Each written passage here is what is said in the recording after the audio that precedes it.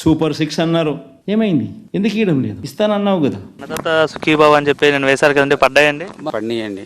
డబ్బులు మటుకు ఎంపడే పడిపోయినాయి. చాలా హ్యాపీగా ఉన్నాం ఆ డబ్బుల విషయంలో మటుకి. అంతకుముందు గత ప్రభుత్వం అయితే డబ్బులు నెల నెలలు ఎదురు చూసాం.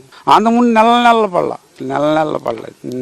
సంక్రాంతి పండగ అంటే కూడా తెలియలేదు అసలు. ఓ సంవత్సరం అయితే డబ్బులు లేక జగన్ వచ్చేస్తాడంట వచ్చే ఎన్నికల్లో. ఇంకాడా మమ్మల్ని చంపడానికి లేదు అది బాగా చూసుకుంటాడంట, డబ్బులు వేస్తాడంట బాగా. చేస్తాడు. ఇప్పుడే చేశాడు. ఇంకా ఉండే ఇప్పుడు దాకా ఉండాడితే అయిపోయేవాళ్ళం మేము. ఇంకెందుకు? ఇప్పుడు పెద్దోళ్ళంతా ఇబ్బంది పడిపోతున్నారు, నా పరిపాలన కోసం ఎదురు చూస్తున్నారు, నేనే వస్తాను 30 ఏళ్ల పాటు అధికారంలో ఉంటాను. అబ్బో అధికారం మేకు పెడతాడు. అసలు ఏం చేయట్లేదు. దేవుడయ్యా నాయన బాబా, జగనే దేవుడు అంట. దేవుడు ఆయన తీసాయి. ఈయన దేవుడు.